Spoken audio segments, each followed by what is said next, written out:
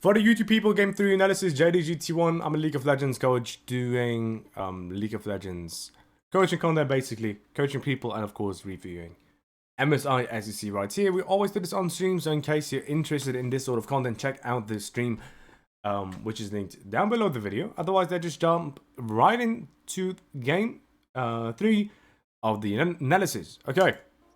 Anyway, what changed in Game 1, right? So Game 1, I felt like JDG pretty much dominated pretty well. Very high dragon priority, getting soul, playing Jinx OP, very happy about it, right? Game 2 changed. T1 went for a very skirmishy composition, had one very insane and well done team fight. And just basically won a game of that. So what would I change if I'm JDG? What would I stay with if I'm T1, right? So first of all, keeping Tristana kind of rough. Although of course Tristana in last team fight didn't really matter. Still think it's just a very good pick when you have Maokai. So number one, change that in case you're on red side, but you decided to take preset this game, which I think is okay in a way, but also not really necessary. But let's just see how it's gonna change, right? So we have Lucian ban, taking away Lucian now from Gumayusi Keria, as always. We have Maokai ban, as we already seen T1 do game 1 on red side, I think. We see Rakan ban this time, so taking that away from T1 can work out decently well in case you're actually quite scared of the Xayah Rakan again. Worked out quite well for them last game, so taking it away makes sense. Don't think you have to, but if you respect it because you just got a Mega Storm by it and you want to have a draft adaptation, because of that, I think that's okay. The Viban, but we see the Ari ban with the Viban again, because I don't think it matters, and the Sion ban. I mean, you really respect it. I feel like it's quite similar to how JDG banned game 1, right? Except Rakan ban this time. What did they ban Rakan game 1? I don't fully remember, right? But the Sion ban was also banned, and now we actually have Wukong ban again, right? So game 1, Kanavi Wukong was that scary that it decided to ban it out this time again. Now, what would I do if I'm JDG?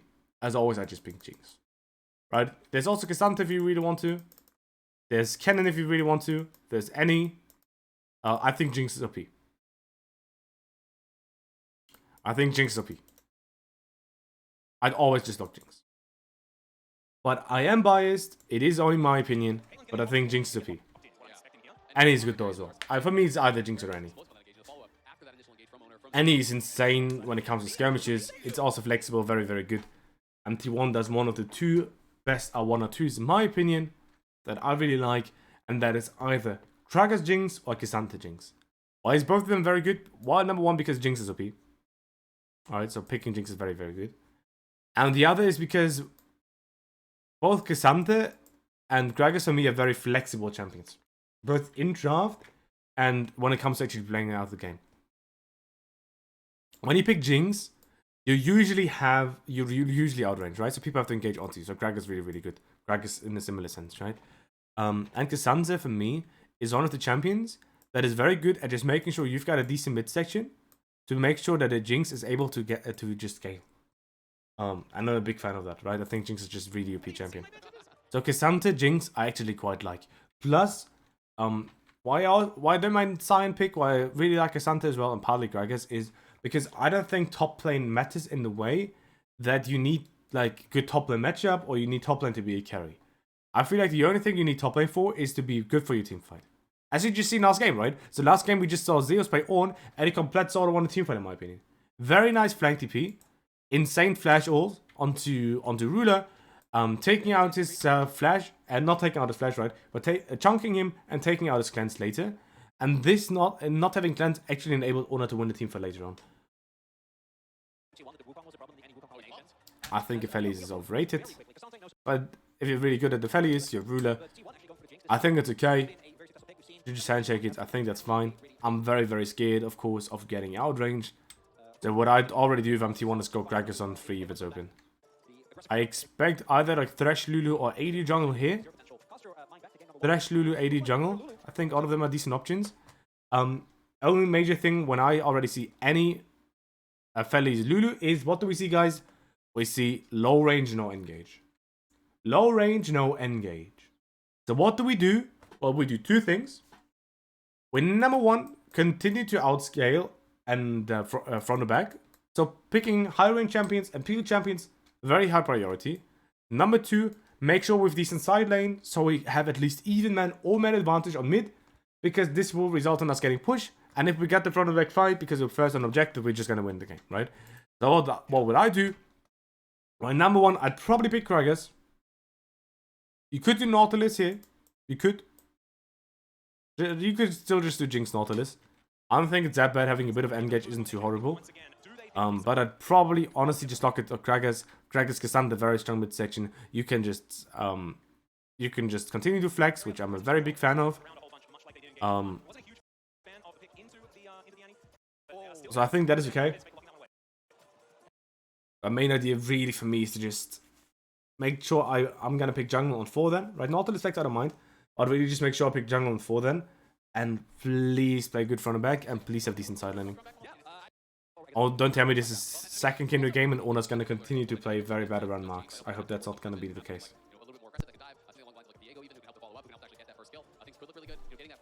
Anyway. Wait, let me check. I got a WhatsApp message. So we see the Rumble pick again. I'm wondering if we're gonna see like the second AD ban. Right, so previously already when we saw the Nautilus JDG ban Rumble, it is one of the AP jungles that are very unusual. So you go down that list just a little bit, and the Rumble is going to be there. Nidalee, of course, an option, but first thing going to be the Gragas here from T1, and there's a second one. We'll see what it is going to be here in the second round. Round this one out. Diego taken away. I like that ban. I do think Diego is really a good pairing with Annie as well. You know, talk about the T1 side, but I do think anytime you have really high damage burst. Viego. Okay, so Kragas and Viego ban for T1.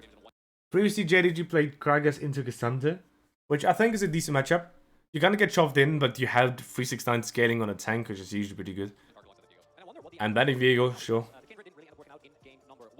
You're looking for a Bruisery 80 jungle as JDG here. Kha'Zix I don't think is that bad here. Kha'Zix I think works pretty well. Why does Kha'Zix work pretty well? Because number one, he's very good at facilitating front and back. His W is really insane. Please, for the love of God, don't go Q evolve. For the love of God, don't go Q evolve, please. Please, for me. But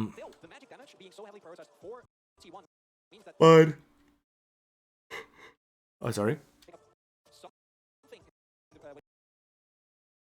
I mean, JDG needs engage here. I mean, for me, it's probably just Orn X.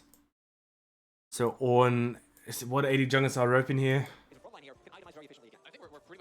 Sejuani, but then you kind of want 80 top lane if you go Sej. Orn, Orn X, Orn 80. Ooh, Xin Zhao. Hey, interesting. And Xin Zhao is good if you outrange. Xin Zhao is usually not that good if you get outrange. Xin Sejuani is very interesting. That seems like a very disgusting topside Firewall. But just Orn, yeah. Okay, I agree with the Orn pick. Orn Crunch also makes a lot. Yeah, Quan is really good here, actually. Very, very good pick. Who do I prefer? I really like the Quen pick, actually. Oh, the Quen... They didn't get baited into Nautilus mid necessarily. I really like the Quen pick. Really, really nice. So, which side do I prefer? I think T1 actually had a very, very interesting way to approach draft. And I really like how T1 drafted, honestly. I really like how T1 drafted. I feel like if T1 gets into the game, they're gonna Omega 1v9. The only scary part is... Well, Cassandra should be fine on his own, right? But Xin Zhao Annie does look very disgusting early on. T1 Annie looks very disgusting early on. But Quen is gonna be really OP this game, I feel like. No, I really prefer T1's draft though. I insanely hard prefer T1's draft. I feel like T1's draft is so insane. I like Jinx Cassandra. Such a big fan. I prefer Jinx Gragas, but Jinx Cassandra is really huge. Going for the Nautilus flex pick, I don't mind. Although jungle could have also just been picked, but Nautilus flex pick here enables you for so much more things.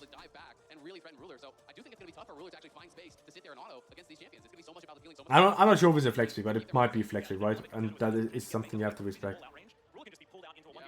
Ooh, I really like T1. I really like T1's draft. And that test they've already passed many times this tournament. Their team fighting has been second to none before this particular series. And as we hop onto Summoner's Rift, we'll see whether they can do it yet again. They make their way out. Very cool, calm, collected composition. The alliteration was unnecessary. I apologize. Definitely a lot of tools here in the early stages. Oh, I think T1 is really hard favored, honestly. Very easy to play midsection, but it's sort of for both teams, right? But Nautilus does enable it a little bit better. And you still can sort of contest bot side push and bounces, even though you're playing against Lulu. You're very, very good at spacing the enemy team, and if you end up hard engaging, well, Gwen is gonna pop the heck off. Please, for the love of God, Oner, for the love of God, please don't go Q-Wolf. It is not your job to kill tanks. It is not your job. It is not. It is to create space. And possibly threaten ruler. That is your only job as Kazakhs. Q-Wolf is useful for both of these things. So please just do R to W, like a good boy. I don't mind Q-Wolf in solo queue. I don't mind it in some games. But please, for the love of God, go I-Wolf this game. We see double ward set up. Try to make sure we don't get early cheese ganged. Jinx Northerly should just go for push early on, due to the fact that the Fellies is quite weak early and Jinx has rocket launcher, right? So you can just look to stack some waves. Question 3, possibly look for reset into Northerly's roam, which I wouldn't really mind. Don't really want to crash after like 3 or 4 and not reset, due to the fact that the problem that you just have is I really do believe JDG gets pushed on bounces. So I'd really just try to make sure I crash here as T1 and just look for the reset. It looks like T1 is going for a bot lane play. You're surely not going to die at this. Like, you're surely not dying at this, by the way. Oh, good damage. But I'm a bit scared, right? Because Gumayusi is going for base right now, but now it's too late. But this is what I meant, right? You should just stack wave and reset earlier. I'm really not that happy about how T1 play this. Because resetting on this wave just feels horrible.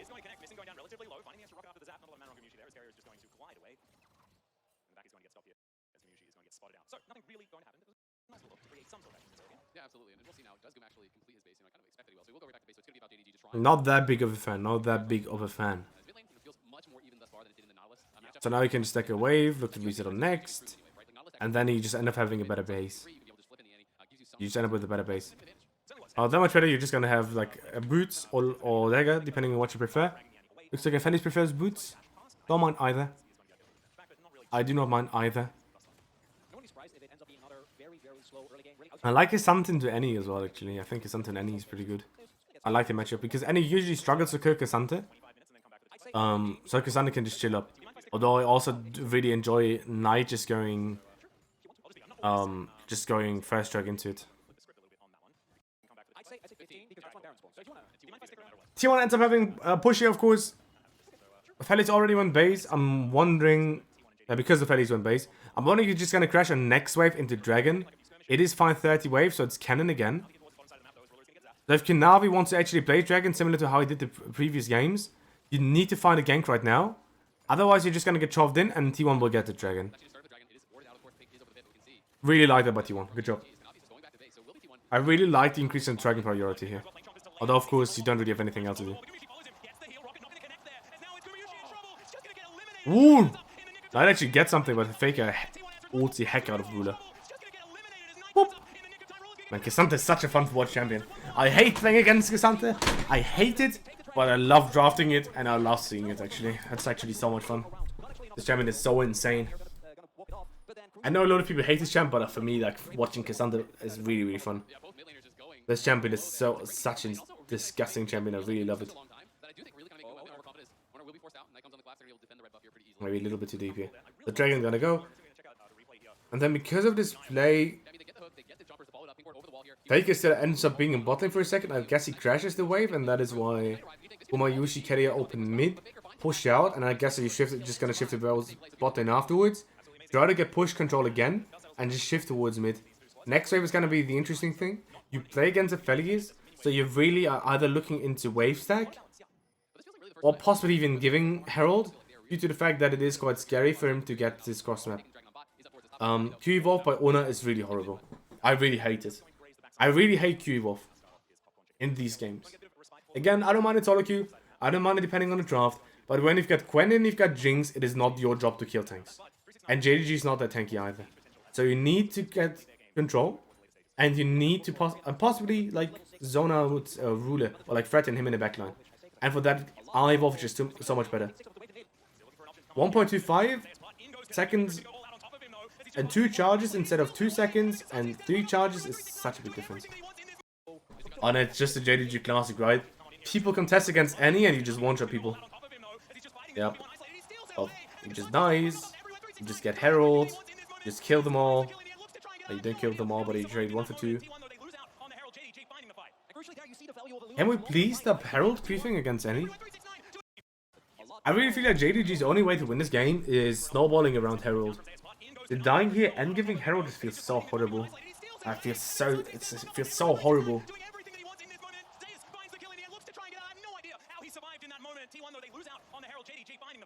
I feel so horrible.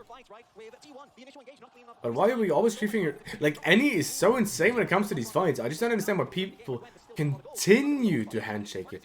They continue to handshake it. Wait, Knight is getting Frodo Belt? I think. Don't mind it. Don't mind it, Frodo Belt ult. Extra threat onto Any. Sure. Sounds good. Sounds good. I hate the Umbral Kazakhs. I hate the Umbral. Well, this game is not that bad actually. Well, this game, Umbral Kazakh is not that bad. You actually don't have to deal damage. You've got so much damage. I feel like Umbral is actually not that bad here. But I just hate QE Wolf, man. Fuck QE Wolf. All of my homies hate QE Wolf Kazakhs. Anyway, next dragon gonna come up here. So we have the hero play here. For me, it's favorite for JDG. You kind of want to snowball Felius, but you don't mind heralding onto mid because getting extra gold onto mid lane is not that bad. And taking away mid lane T1 for T1, I think is also pretty good. So even though Felius is quite important, I'd probably even use the gold onto Any and just make sure I get extra priority here on mid, because otherwise enabling Any without herald should be pretty hard because Faker has a pretty easy time to just shove in the wave and rotate. So I'd probably even use Lulu Roam Timer onto mid, place Herald and play onto Dragon from there. Because I really would prefer not to give this Dragon to T1 as well. Ocean is already out, so is Cloud. So the only soul that can be bad is Chemtech. And giving T1 the outscaling team with a very good front and back, 2 Dragons is very, very scary.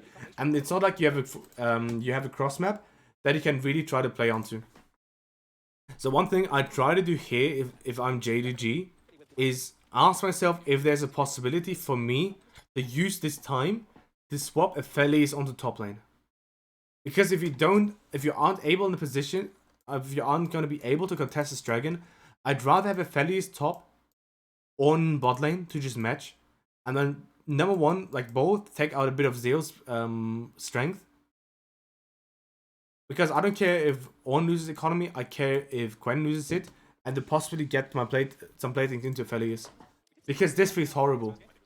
And this is like the strength of T1's draft, like here, it's so easy. Like Kisante and Any is just so good, man. It's just so good. You just get push, you get bot lane push, because bot lane needs respect. But it sucks because you don't have a cross map. When Zeus gets caught here, but T1 should be able to clean it up again. Yeah. That is what I meant, like T1, like that is why I feel like T1's draft is so favored. Unless they completely flip it. But they should just not flip it and just gonna win a game. Nah, Knight nearly dies for it though, and he loses flash, and that is so bad. He's got Lucidity Boots, and he has Cosmic Insight. Right, so that is why I don't mind Lucidity Boots on Any, even if you go Empan, due to having more flash, right? Lucidity Boots are really good. So you should still have it at next dragon, which is the important thing. So it's not complete disaster. Because your flash cooldown should be like 3 minutes, like 45ish, 3 minutes 50. I'm not sure. But you're gonna have it at dragon, but still not necessarily the best, right? JDG gonna hold mid, don't mind it. Extra platings into Knight, not bad. Hopefully gonna already has Fairy Bell, so that is very good. Has a lot of damage here. Just not against Faker, so he's just gonna get shoved in. And you don't really have bot lane prior either, because Jinx is OP.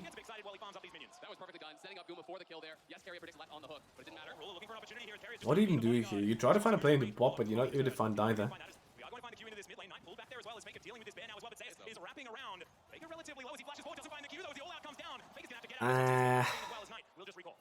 Honestly, Faker really has not been performing that well during the tournament, has he? 369. I feel like 369 and Zeus are honestly like the best top laners on the planet. The way they're impacting map is so nice. Rim time onto mid, just try to find anything you can. Very, very good. I mean, I think T1 is just in an insanely hardcore winning position. So, in case the next teamfight is going in favor of T1, I think they're just going to end up winning the game. Because there's no way that JDG will win late game without Soul as a win condition, in my opinion. And being 3 dragons to 0 is really, really insane. And secondly, it is mountain, right? So it's extra resistances against a composition that needs to one-shot you, like any. And that is very much favored for JDG. That puts T1 in an insane position. Ooh, and they even get the Herald. Faker, just get the heck out of here. Just make sure Faker can't ult out. Oh, but JDG's fighting is also really freaking good. I just don't understand. I mean, I guess they want to save Faker because number one, they want to get Herald, and number two, they want to still be in a position to like get this dragon fight.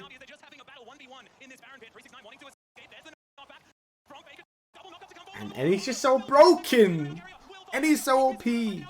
Not as OP as Jinx, but then he's still so OP, man. Like just flash ult, just flash ult, just flash ult. Oh, that was so necessary for JDG. If JDG loses this fight, I feel like the game is so over. But here, like same thing as before, I understand the idea of T1 wanting to get this Herald, because you can use this Herald again to get control of mid, to play onto Drake, and you can also use it to get mid lane T1 away, and that is very, very good if you want to engage, right? Similar to how T1 played in game 2, right? Get mid lane T1, and then actually threaten JDG a lot more than it would be able to in case mid lane T1 is up. But here, I just stop Herald. I just try to make sure I get onto Dragon here. I mean, that's the most important thing. Because now I have to run into them. Right? I have to run into them. You have to walk up. That is the problem, right? JDG can just chill here. You have to walk into any range, and that is the problem.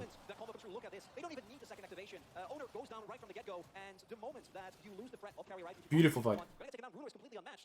They already got the objective, right? Maybe if they gave a Faker, that would have been the end of the world, but instead, cost them a lot more. Absolutely, and despite the fact Gumayusi was clearly very well aware of the threat from Knight, he was positioned very far back. But Oner has got to pay respect on that Kha'Zix as well. The Kha'Zix is extremely squishy, and if you get caught in that combo, that is a juicy pick to get as well here for JDG.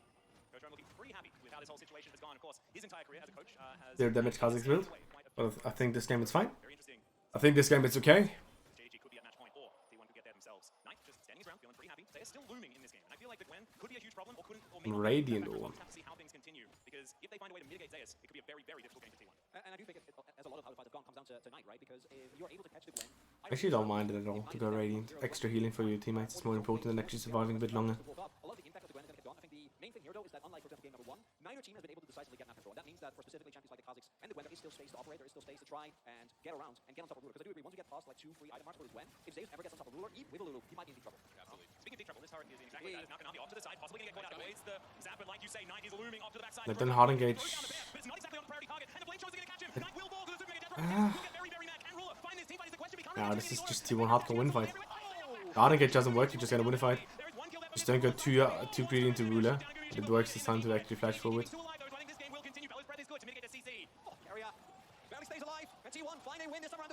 Yeah, this game's over. GG. I really think the game is over.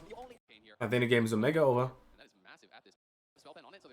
We will see next teamfight if the game is Omega over, but I honestly feel like T1 is already very, very far ahead. Trek actually push outside if it runs, TP's in. JDG is there first, so that is a little bit of an advantage for them when it comes to this fight. But T1 has such good options to flank here. Very good positioning by Oner. Ooh, Keria has an insane hook. Keria has an insane hook. Gumayusi's unthreatened here. What's happening in the rest of the fight? Imagine Oner has ult here. If Oner has ult while fear, he legit just kills Ruler on his own. But he only needs double invis.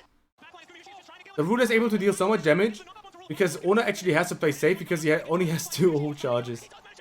Because he would have just another one.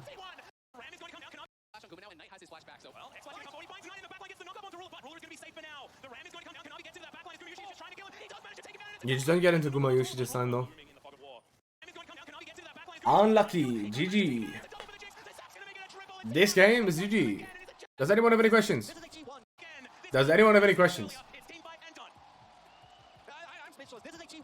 T1 from ahead and T1 with the winning draft is just a different team. Like game 1 I felt like T1 was honestly really bad. Yeah, game 2 I think that in the same one team fight, but outside of that was even. This game I feel like it was so heavily favored for T1 though, just from draft. Because if your main idea is to play onto mid into side against Gesante, when he's allowed to play against any and just do a full tank and be unkillable, it is so hard to play the game, right? It even works decently well because JDG gets 2 winning fights on Herald. JDG gets 2 winning fights on Herald that make the games fundamentally easier for them to play. But it's just not enough. Here again, like 1 fight, another fight, the second fight on Herald, even allowing them to go Dragon. Right, both of these fights are fights T1 does not have to take. So this enables JDG actually to even be in a position where they can sort of fight. But just playing a good front and back fight here is T1 just... You outrange, you have to engage, because T1 is outranging, right? They've got T1, they've got Jinx, sorry. So you basically pick 3 champions that obliterate everyone that engages, right? That's why I like Cassandra with Jinx. That is why the Kha'Zix pick is really good. Kha'Zix pick, right? Because he's very good at zoning with W, and he threatens enemy backline. And that is why it's so good. Because if you threaten enemy backline, his frontline can't just engage, because you actually have to make sure your Felice is fine. And that is also why you go I-Evolve, and not Q-Evolve, like a Cringer, and that is also why you go Brawler Slow. You could do Eclipse, but your main job here, like in Zonic you'd go Eclipse this game, right? But in competitive, in my opinion, you just go Brawler Slow into Edge of Night. Like, vision control is nice and alright, but it doesn't really matter. Like, I know people really like vision control, but it doesn't really matter because the only thing that matters is you getting pushed on mid into objective. Them having vision is, like, denying their vision is nice, but it doesn't actually matter. It doesn't actually matter. What matters is you being able to zone for your AD carry and for you to threaten enemy backline. And for that, Brawler Stone to Edge of Night is significantly better than going Umbro. Because if you have Ult Evolve and Brawler Slaw, you actually just one-shot a Felix if he doesn't get peeled. And that changes Kha'Zix from being an okay pick to being an insane pick. And an absolutely insane pick that can completely solo carry the game without any problem. Without any problem. And that is enabled by having a Jinx. So any is good, especially in these skirmishes, but Jinx is OP. And I've been saying that for months, and people didn't listen. And now we're going to talk about it, and now they're going to say, well, you only say that because they look at their Jinx winning in MSI. Range is broken when it's hyper carry v hyper carry, it is the range that decides. It is the range that decides. Because if you outrange, you force him to engage onto you. Aphelios hates engaging.